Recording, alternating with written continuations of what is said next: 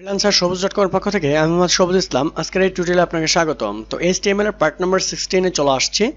তো এই পার্টে আমরা দেখব HTML layout tutorial. So that is লেআউটটা কি এবং লেআউট কিভাবে তৈরি করা হয়। তো এই ফার্স্ট অফ অল যদি আপনি আমার চ্যানেল ভিজিট করে থাকেন তো অবশ্যই একটা রিকোয়েস্ট থাকবে সাবস্ক্রাইব করার জন্য এবং পাশে থাকা বেল বাটনটি অবশ্যই বাজিয়ে দিবেন। HTML এ লেআউট খুব মৌলিক একটা বিষয়। টেবিলের ভিতর টেবিল স্থাপন করে HTML এর লেআউট তৈরি করা হয়। বর্তমানে লেআউট ভিউ div এলিমেন্ট ব্যবহার করে বানানো হয়। টেবিল দিয়ে কখনো লেআউট বানাবেন না। টিউটোরিয়ালটি দেওয়া আছে তাই মোছা হলো না। টেবিল দিয়েও যে লেআউট বানানো যায় এবং আগে সব লেআউট এইভাবেই বানানো হতো। এটা জানার জন্য শুধু টিউটোরিয়ালটি।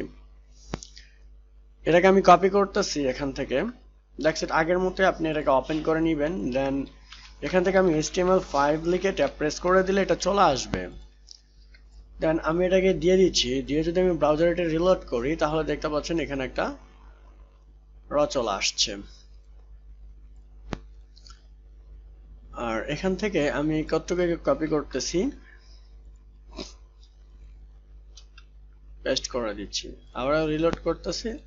তো দেখুন কত সুন্দর একটা টেবিল এখানে চলে আসছে।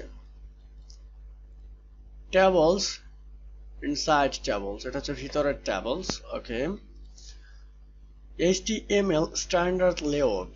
তাহলে স্ট্যান্ডার্ড লেআউট সাধারণত উপরে অবস্থিত ব্যানার, নেভিগেশন এবং কন্টেন্ট বা প্রদর্শিত বক্স, এগুলো হলো ভালো ওয়েবসাইটের বৈশিষ্ট্য। তো এক্সাম্পল হিসেবে এখানে একটা দেওয়া আছে, জাস্ট এটাকে আমি কপি করতেছি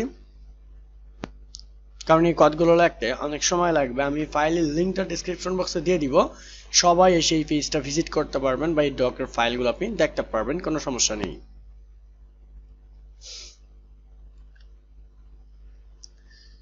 এতগুলো কোড লিখতে অনেক সময়ের প্রয়োজন ছিল, এই জন্য আমি কপি পেস্ট করতেছি। দেখুন কত সুন্দর একটা ট্যাব ক্রিয়েট হয়ে গেছে। ঠিক আছে,